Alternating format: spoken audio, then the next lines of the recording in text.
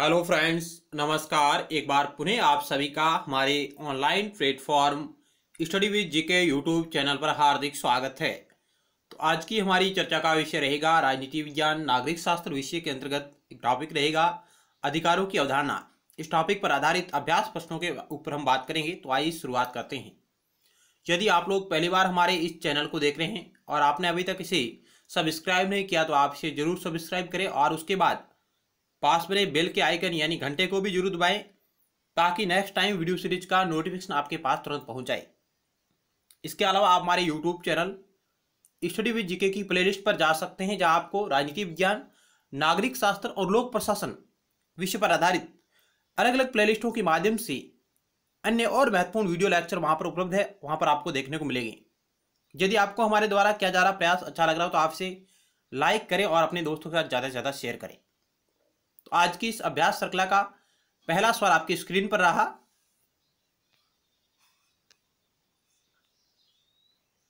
सवाल नंबर 1, निम्नलिखित में से किस एक अधिकार को विधिक सामर्थ्य प्राप्त नहीं है? नैतिक अधिकार, नागरिक अधिकार, राजनीतिक अधिकार, मौलिक अधिकार, यानी विधिक सामर्थ्य किसको प्राप्त नहीं है? तो इस सवाल का राइट उत्तर होगा ऑप्शन ए, नैतिक अधिकार को विधिक सामर्थ्य प्राप्त नहीं है, जबकि नागरिक, राजनीतिक, मौलिक अधिकार इन्हें विधिक सामर्थ्य प्राप्त है। आप लगातार हमारे साथ बने हुए हैं। आप प्रत्येक सवाल के उत्तर को गैस करिएगा। आपके कुल कितने सवाल राइट हो रहे हैं आप अपने आप में आकलन करें।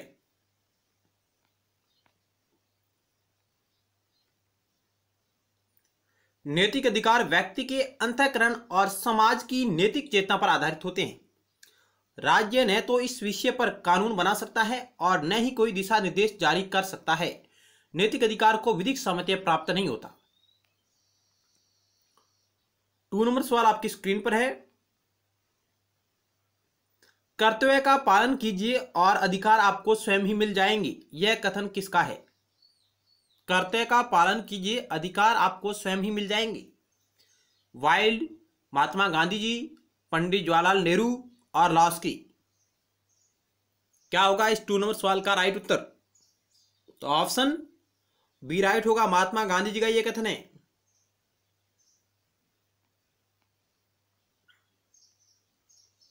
अधिकार और कर्तव्यों के पारस्परिक संबंध के बारे में गांधी जी का विचार था कि अधिकांश लोग अधिकारों की बात करते हैं, कर्तव्यों की नहीं।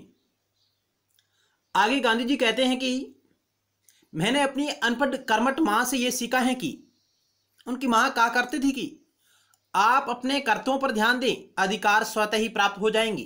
तो यह कथन है जो गांधी जी का है। अगला सवाल,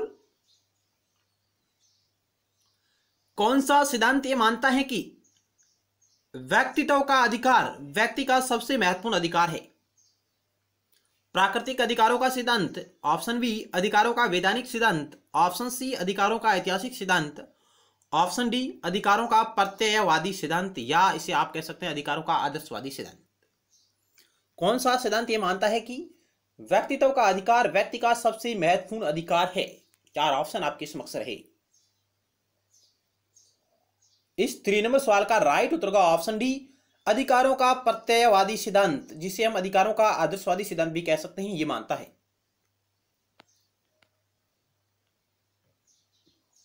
व्यक्तित्व का अधिकार कांट के इस छोटे से तथ्य को मानकर चलता है कि मनुष्य होने के नाते प्रत्येक व्यक्ति को गरिमा के अनुरूप जीने का अधिकार है। कांट के समान ग्रीन जैसे प्रत्ययवादी विचारक व्यक्ति के अधिकार को व्यक्ति का सबसे महत्वपूर्ण अधिकार मानते हैं। इमैनुअल कांट और ग्रीन। चलते हैं अगली स्लाइड की ओर। अगला सवाल आपकी स्क्रीन पर है। कौन से अधिकारों को दूसरी पीढ़ी का अधिकार माना जाता है? ऑप्शन ए आर्थिक, सामाजिक और सांस्कृतिक अधिकार, ऑप्शन बी मूलभूत या मौलिक अधिकार, ऑप्शन सी नागरिक और राजनीतिक अधिकार, ऑप्शन डी मानव अधिकार। वे अधिकार जिन्हें दूसरी पीढ़ी के अधिकार माना जा सकता है। ऑप्शन ए राइट होगा, आर्थिक, सामाजिक और सांस्कृतिक अधिकार जिन्हें दूसरी पीढ़ी का अधिकार माना जाता है। तो आपके लिए सवाल रहेगा, पहली पीढ़ी का अधिकार कौन कौन से हैं? पहली पीढ़ी के अधिकार में कौन शामिल होते हैं? यह आपके लिए सवाल रहेगा। इसका उत्तर आप कमेंट बॉक्स के माध्यम से दीजिएगा। अगला सवाल आपकी स्क्रीन पर रहा।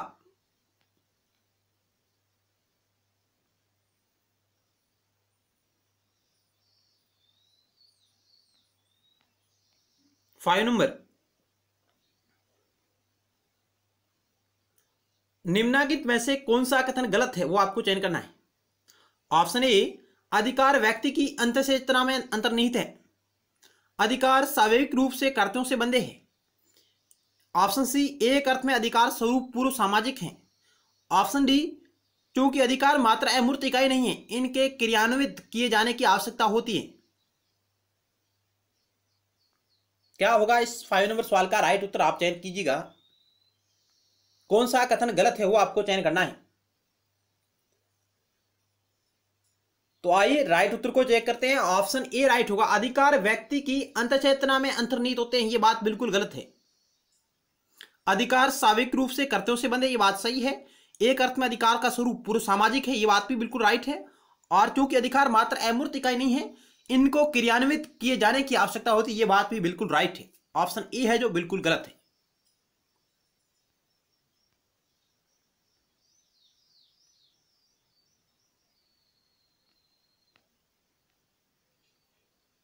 प्रत्येक अधिकार सामाजिक संदर्भ के लिए होता है, व्यक्तिगतता से इसका कोई संबंध नहीं होता है।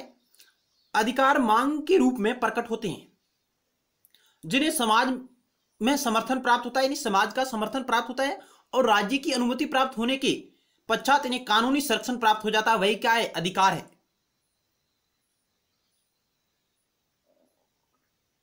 यानी अधिकार वे दावे हैं जिन्हें समाज का समर्थन प्राप्त हो और राज्य के द्वारा उन्हें मान्यता प्राप्त होनी चाहिए।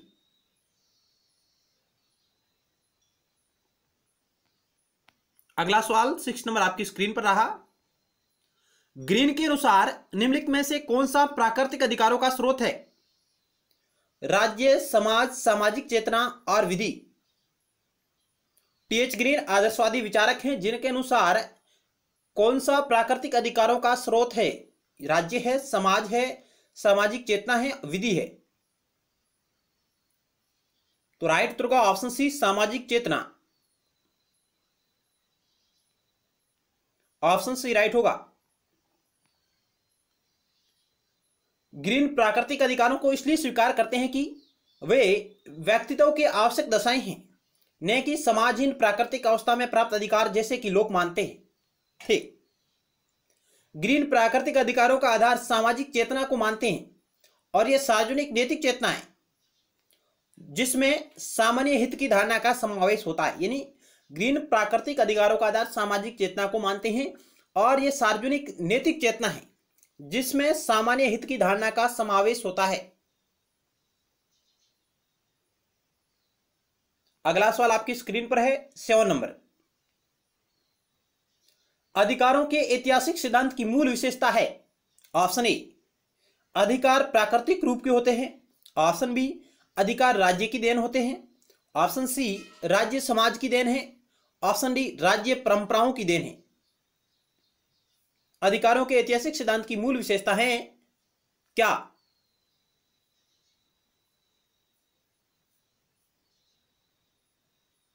ऑप्शन डी राइट होगा, राज्य परंपराओं की देन है।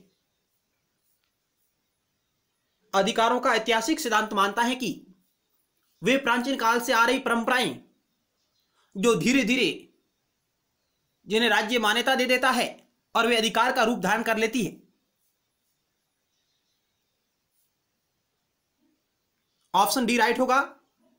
और ऐतिहासिक सिद्धांत के सबसे प्रमुख समर्थक माने तो एडवर्ड बरक है। एडवर्ड बरक अधिकारों के ऐतिहासिक सिद्धांत का समर्थन करते हैं। रूढ़िवादी विचारक कह सकते हैं उन्हें, जो परंपराओं पर बल दे। अगला सवाल, अधिकारों के ऐतिहासिक सिद्धांत के अनुसार अधिकार इतिहास के परिणाम हैं। वर्षों से जिन रीति रिवाजों का हम पालन कर रहे होते हैं, वे ही रीति रिवाज अधिकार के रूप में परिवर्तित हो जाते हैं। इस सिद्धांत के अनुसार अधिकार का निर्माण न तो राज्य द्वारा किया जाता है और न ही ये प्राकृतिक होते हैं। यानी जो अधिकारों का ऐतिहासिक सिद्धांत मानता है कि अधिकारों का निर्माण न तो राज्य करता है, न ही ये प्राकृतिक होते हैं, बल्कि धीरे धीरे जिन रीति रिवाजों के हम अभ्यस्त हो जाते हैं और समाज जिन्हें स्वीकार कर लेता है, वही अधिकार बन जाते हैं।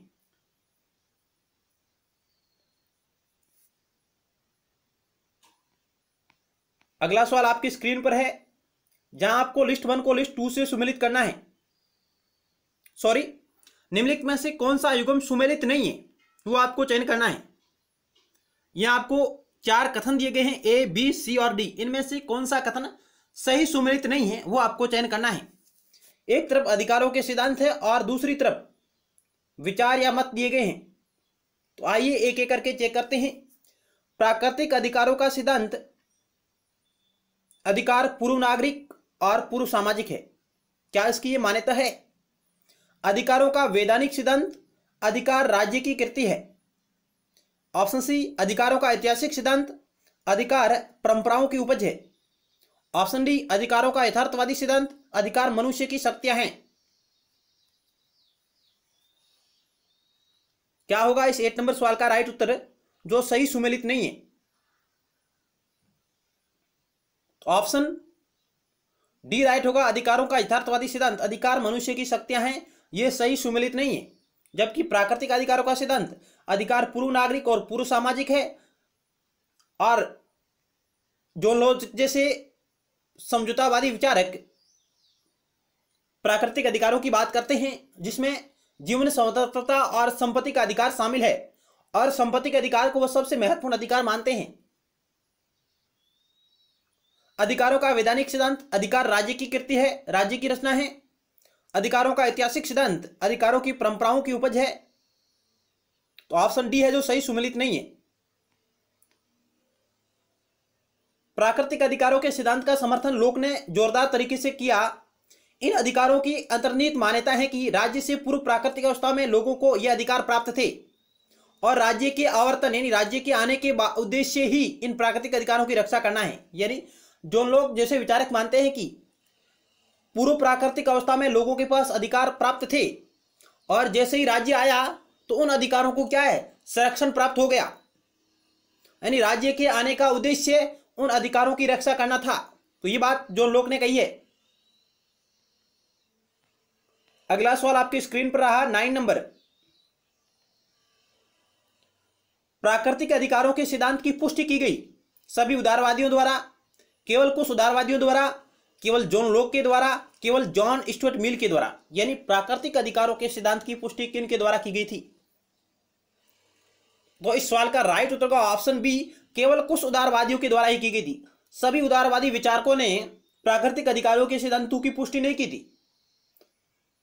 कुछ उदारवादी थे जिन्होंने इनका समर्थन किया, जिनमें मुख्य रूप से जॉन लॉक और हॉब्स का नाम ले सकते हैं। थॉमस मैन भी प्राकृतिक अधिकारों के सिद्धांत का समर्थन करते हैं। तो ऑप्शन है जो बी बिल्कुल राइट होगा। अगला सवाल आपकी स्क्रीन पर रहा 10 नंबर।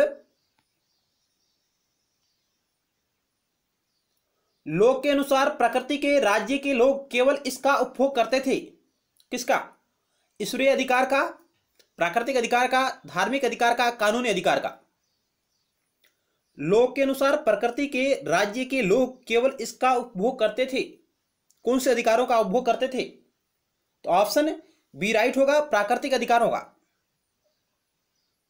ऑप्शन बी राइट होगा। अगला सवाल 11 नंबर आपकी स्क्रीन पर रहा। जॉन लॉक ने टू ट्रीटाइज ऑफ गवर्नमेंट में प्राकृतिक अधिकारों का समर्थन करते हुए कहा है कि लोग इनका उपभोग प्राकृतिक अवस्था में तो करते ही थे, राज्य के निर्माण के पश्चात भी इन अधिकारों का उपयोग जारी रहता है।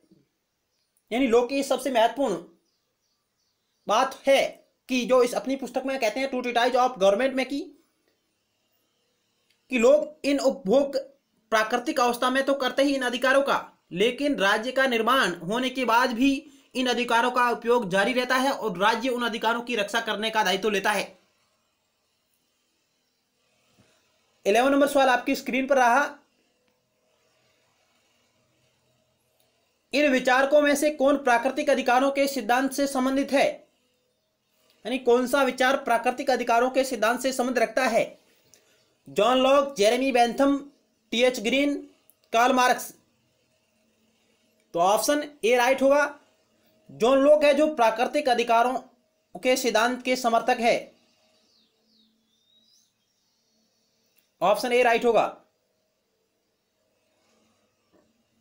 अगला सवाल आपकी स्क्रीन पर रहा 12 नंबर। निम्न में से किसने स्वीकार किया है कि व्यक्तियों ने राज्य में प्राकृतिक अवस्था के अपने प्राकृतिक अधिकारों के साथ प्रवेश किया? यानी वह कौन सा विचारक है जिसने स्वीकार किया कि व्यक्तियों ने, लोगों ने राज्य में प्राकृतिक अवस्था के अपने प्राकृतिक अधिकारों के साथ प्रवेश किया है? हॉब्स, लोक, रूसो, उपरोक्त में से कोई नहीं। क्या होगा इस 12 नंबर सवाल का राइट उत्तर? तो आइए चेक करते हैं। ऑप्शन बी राइट होगा। जॉन लॉक ये कहते हैं कि लोगों ने राज्य में प्राकृतिक अवस्था के अपने प्राकृतिक अधिकारों के साथ प्रवेश किया है। ऑप्शन बी राइट होगा।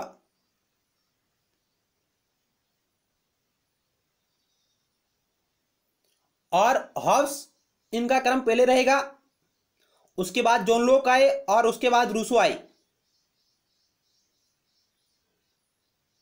हॉब्स, लॉक, रूसो ये इनका क्रम रहेगा इन विचारकों का काल अवधि के हिसाब से। इस प्रकार के भी सवाल आ जाते हैं। अगला सवाल आपकी स्क्रीन पर है।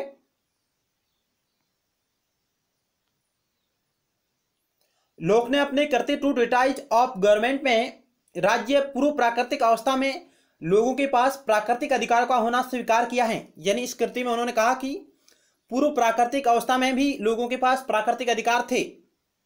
सामाजिक समझौते के द्वारा जब राज्य का निर्माण होता है तब राज्य का सदस्य बनने पर भी लोग अपने प्राकृतिक अधिकारों का परित्याग नहीं करते, अपितु उन अधिकारों के साथ राज्य में प्रवेश करते हैं।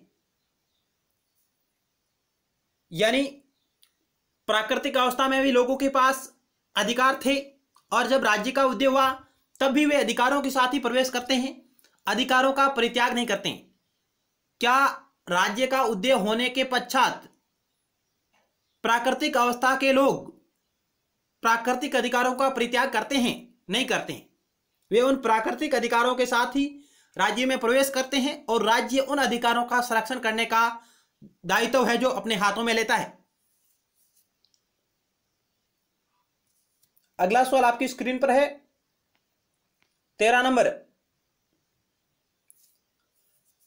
निम्न में से कौन सा विचारक यह सुझाव देता है कि संपत्ति का अधिकार जीवन और स्वतंत्रता का आधार है? Thomas Hobbes, Jean Jacques Rousseau, John Locke, J S. Mill. तो ऑप्शन सी राइट होगा। जॉन लॉक कहते हैं कि संपत्ति का अधिकार जीवन और स्वतंत्रता का आधार है और जॉन लॉक ने इन 3 सबसे महत्वपूर्ण प्राकृतिक अधिकारों की बात की। संपत्ति, जीवन और स्वतंत्रता, और संपत्ति के अधिकार में ही जीवन और स्वतंत्रता का अधिकार समाहित है। ऑप्शन सी राइट होगा, जॉन लॉक। अगला सवाल आपकी स्क्रीन पर है।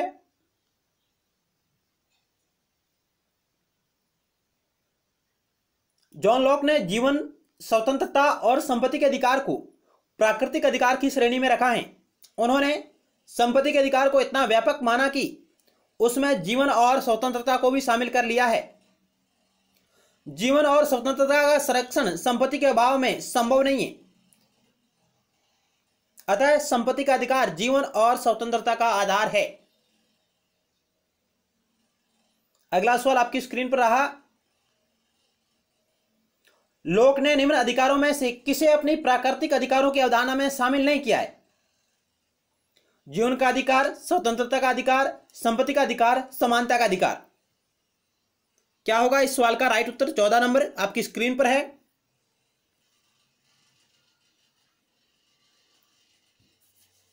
तो ऑप्शन डी राइट होगा, समानता का अधिकार, जिसे जॉन लॉक ने प्राकृतिक अधिकारों में शामिल नहीं किया है।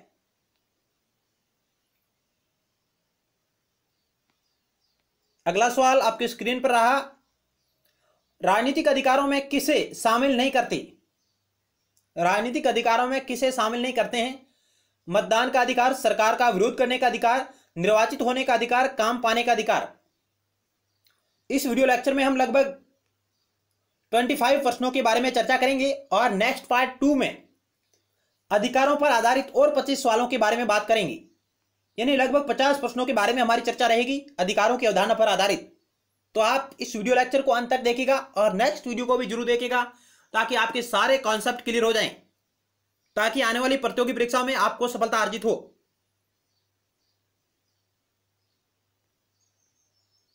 तो ऑप्शन डी राइट होगा। काम पाने का अधिकार राजनीतिक अधिकारों की श्रेणी में नहीं आता है, जबकि मतदान का अधिकार, सरकार का विरोध करने का अधिकार, निर्वाचित होने का अधिकार और पद प्राप्त करने का अधिकार ये राजनीतिक अधिकारों में शामिल है।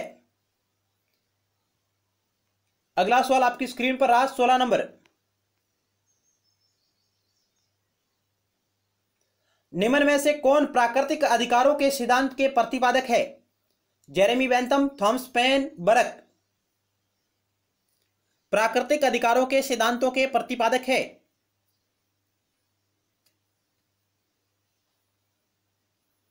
आपको सही कूट का चयन करना है, पहला दूसरा। ऑप्शन ए कह रहा है, ऑप्शन बी कह रहा है पहला तीसरा, ऑप्शन सी कह रहा है केवल तीसरा और ऑप्शन डी कह रहा है केवल दूसरा। तो इस सवाल का राइट उत्तर होगा ऑप्शन डी, यानी केवल थॉमस पेन है जो प्राकृतिक अधिकारों के सिद्धांत के प्रतिपादक या समर्थक कह सकते हैं इनमें से। जेरेमी बेंथम जैसे उपयोगितावादी विचारकों ने प्राकृतिक अधिकारों की आलोचना की है और इन्होंने प्राकृतिक अधिकारों को बैसाखियों पर बकवास की संज्ञा दी है। इन्होंने बैसाखियों पर बकवास, ये शॉर्टकट में आप याद रख सकते हैं। यह कथन जेरेमी बेंथम से संबंधित है। ऑप्शन डी राइट होगा। अगला सवाल आपकी स्क्रीन पर है 17 नंबर। वास्तविक अर्थ में अधिकार वह हैं जो वास्तविक अर्थ में विधि पालक हैं। यह कथन किसका है? Jeremy Bentham, Laski, TH. Green, Herbert Spencer. वास्तविक अर्थ में अधिकार वह हैं जो वास्तविक अर्थ में विधि पालक है। ऑप्शन ए राइट होगा। जेरेमी बेंथम जो कि कानूनी अधिकार के समर्थक है, विधिक अधिकारों के समर्थक माने जाते हैं। जेरेमी बेंथम, जॉन ऑस्टिन और जेरेमी बेंथम कहते हैं कि वास्तविक अर्थ में अधिकार वह हैं जो वास्तविक अर्थ में विधि पालक है। ऑप्शन ए राइट होगा। अगला सवाल आपके स्क्रीन पर रहा 18 नंबर। अधिकारों की अवधारणा का सर्वोत्तम स्पष्टीकरण है, क्या है? ऑप्शन ए अधिकार जन्मजात होते हैं, ऑप्शन बी विधि ही अधिकार है, ऑप्शन सी राज्य से अपेक्षित तथा राज्य के विरुद्ध दावे अधिकार होते हैं, राज्य द्वारा सर्जित और समाज द्वारा लागू अधिकार होते हैं। क्या होगा इस सवाल का राइट उत्तर? अधिकारों की अवधारणा के बारे में सबसे सही और सटीक उत्तर क्या होगा? 4 ऑप्शन आपके समक्ष रहे।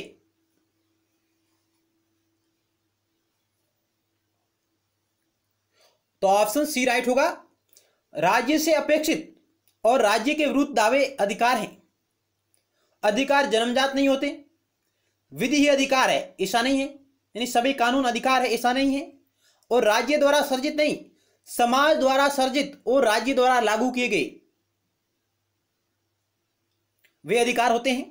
तो यह कथन भी गलत है, केवल सी राइट होगा। अगला सवाल 18 नंबर आपकी स्क्रीन पर रहा। सुमेलित नहीं है वो आपको चयन करना है। ऑप्शन ए अधिकारों का महत्व कर्तुओं के संसार में है, वाइल्ड। ऑप्शन बी उचित अर्थ में अधिकार विधि की करती हैं, बेंथम। ऑप्शन सी अधिकार मनुष्य के आंतरिक विकास के लिए बाहरी परिस्थितियां हैं, एडवर्ड बरक। ऑप्शन डी अधिकार प्रकृति की देन है, थॉमस पेन। इनमें से आपको उस कथन का चयन करना है, उस ऑप्शन का चयन करना है जो सही सुमेलित नहीं है। एक तरफ आपको कथन दिए गए और दूसरी तरफ विचारक है, जिनमें से आपको चयन करना है कि कौन सा सही सुमेलित नहीं है। तो आइए राइट उत्तर को चेक करते हैं। ऑप्शन सी है जो सही सुमेलित नहीं है। अधिकार मनुष्य के आंतरिक विकास के लिए बाहरी परिस्थितियां या दशाएं हैं, ये एडवर्ड बरक का कथन नहीं है। जबकि अधिकारों का महत्व कर्तव्यों के संसार में है, वाइल्ड ने कहा। उचित अर्थ में अधिकार विधि की रचना है, बेंथम। अधिकार प्रकृति की देन है, थॉमस पेन। तो ऑप्शन सी राइट होगा। अधिकार मनुष्य के आंतरिक विकास के लिए बाह्य परिस्थितियां हैं, तो ये टी.एच. ग्रीन का कथन है, विचार है। बाह्य परिस्थितियां, अधिकार मनुष्य के आंतरिक विकास के लिए बाह्य परिस्थितियां हैं। यह विचार टीएस ग्रीन का है। अगला सवाल 19 नंबर आपकी स्क्रीन पर रहा। अधिकार इसलिए कार्यान्वित किए जाते हैं क्योंकि वे अधिकार हैं। वे अधिकार इसलिए नहीं हैं कि उनका क्रियान्वयन होता है। यह कथन अधिकारों के कौन से सिद्धांतों की व्याख्या करता है? बहुत ही अच्छा, वेरी वेरी इंपॉर्टेंट सवाल है। ऑप्शन ए अधिकारों के प्राकृतिक अधिकार के सिद्धांत की, ऑप्शन बी अधिकारों के सामाजिक कल्याण सिद्धांत की, ऑप्शन सी अधिकारों के वैधानिक सिद्धांत की, और ऑप्शन डी अधिकारों के ऐतिहासिक सिद्धांत की। यह कथन किस अधिकार की व्याख्या करता है? क्या होगा इस 19 नंबर सवाल का राइट उत्तर?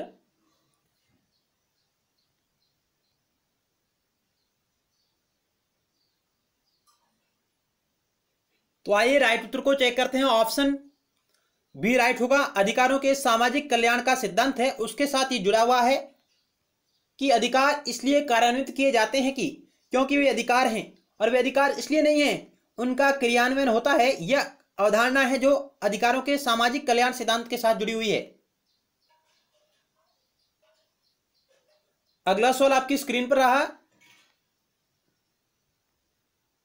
मानव अधिकारों के संदर्भ में व्यक्ति स्वतंत्र जन्मा है और स्वतंत्र रहेगा, यह कथन किस अभिलेख से लिया गया है? मानव अधिकारों के संदर्भ में व्यक्ति स्वतंत्र जन्मा है और स्वतंत्र रहेगा, यह कथन किस अभिलेख से लिया गया है? मानव अधिकारों की सार्वभौमिक घोषणा 1948, 10 दिसंबर 1948, फ्रांसीसी मानव अधिकार घोषणा पत्र 1789, सिविल एवं राजनीतिक अधिकारों की अंतर्राष्ट्रीय परिसंविदा 1967, सिविल अधिकारों की अंतर्राष्ट्रीय परिसंविदा 1967। क्या होगा इस 20 नंबर सवाल का राइट उत्तर? तो ऑप्शन बी राइट होगा। फ्रांसीसी मानव अधिकारों का घोषणा पत्र 1789, जिसके साथ ये जुड़े हुए हैं।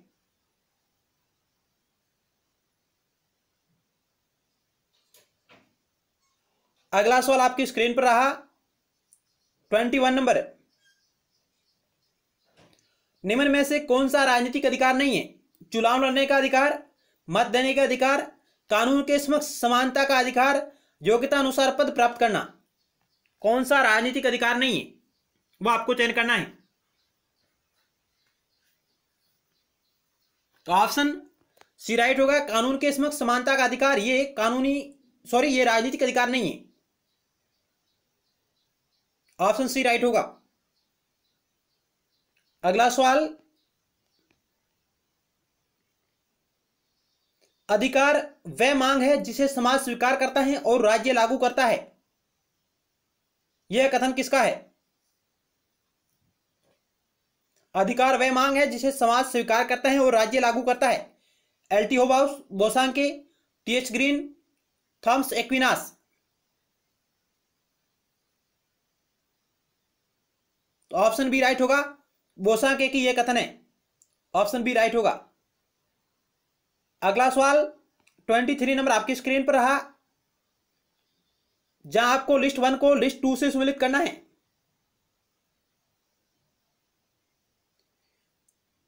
एक तरफ अधिकारों के सिद्धांत है और दूसरी तरफ उनके प्रतिपादक या समर्थक दिए हुए हैं, विचारक दिए गए हैं। अधिकारों का आदर्शवादी सिद्धांत, अधिकारों का वैधानिक सिद्धांत, अधिकारों का ऐतिहासिक सिद्धांत और अधिकारों का नैसर्गिक सिद्धांत। कौन सा सिद्धांत किस विचारक से जुड़ा हुआ है उसे आपको सम्मिलित करना है। तो आइए पहले हम एक एक करके सम्मिलित करते हैं। अधिकारों का आदर्शवादी सिद्धांत किससे जुड़ा हुआ है? तो ऑप्शन ए 4 के साथ सम्मिलित होगा, ग्रीन और रोस्की के साथ। अधिकारों का वैधानिक सिद्धांत यह जुड़ा हुआ है बेंथम और हॉब्स के साथ और जॉन ऑस्टिन के साथ भी जुड़ा हुआ है। अधिकारों का ऐतिहासिक सिद्धांत यह जुड़ा हुआ है एडमंड बर्ग के साथ। और अधिकारों का नैसर्गिक या प्राकृतिक सिद्धांत है, यह जुड़ा हुआ है जॉन लॉक और थॉमस पेन के साथ।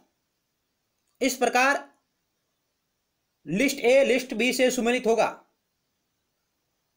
अधिकारों का आदर्शवादी सिद्धांत ग्रीन लॉस्की अधिकारों का वैधानिक सिद्धांत बेंथम, हॉब्स, जॉन ऑस्टिन। अधिकारों का ऐतिहासिक सिद्धांत एडमंड बर्क। और अधिकारों का प्राकृतिक या नैसर्गिक सिद्धांत जॉन लॉक और थॉमस पेन। अगला सवाल 24 नंबर आपकी स्क्रीन पर रहा। राज्य का वास्तविक आधार शक्ति नहीं होकर इच्छा है, अतः अधिकारों की रक्षा के लिए राज्य का जन्म हुआ, यह कथन किसका है? राज्य का वास्तविक आधार शक्ति नहीं होकर इच्छा है, अतः अधिकारों की रक्षा के लिए राज्य का जन्म हुआ, यह कथन किसका है? L T. Hobhouse, Bosanquet, T H. Green, Thomas Aquinas. तो यह प्रसिद्ध कथन आदर्शवादी विचारक टी.एच. ग्रीन का है। और टी.एच. ग्रीन एक उदारवादी, सकारात्मक उदारवादी विचारक भी हैं। ऑप्शन सी राइट होगा। अगला सवाल, वैधानिक अधिकारों के सिद्धांत के अनुसार अधिकार समाज की देन है, राज्य की देन है, प्रकृति की देन है, ईश्वर की देन है? कानूनी अधिकारों के सिद्धांत के अनुसार राज्य किसकी देन है? तो ऑप्शन बी राइट होगा, राज्य की देन है। और इसके समर्थक है जेरेमी बेंथम, जॉन ऑस्टिन और हॉब्स। ऑप्शन बी राइट होगा। अगला सवाल 26 नंबर, किस विचारक ने प्राकृतिक अधिकारों को मनोवैज्ञानिक रूप के साथ मिलाया? किस विचारक ने प्राकृतिक अधिकारों को मनोवैज्ञानिक रूप के साथ मिलाया? Herbert Spencer, सिजविक, TH. Green, wild. तो इस सवाल का राइट उत्तर होगा ऑप्शन ए, हर्बर्ट स्पेंसर ने प्राकृतिक अधिकारों को मनोवैज्ञानिक के रूप में शामिल किया है। ऑप्शन ए राइट होगा। तो आज की प्रश्नोत्तरी यहीं समाप्त होती है। जरूर आपको हमारा प्रयास अच्छा लगा होगा। मिलते हैं नेक्स्ट टाइम एक नए वीडियो लेक्चर के साथ। तब तक के लिए धन्यवाद।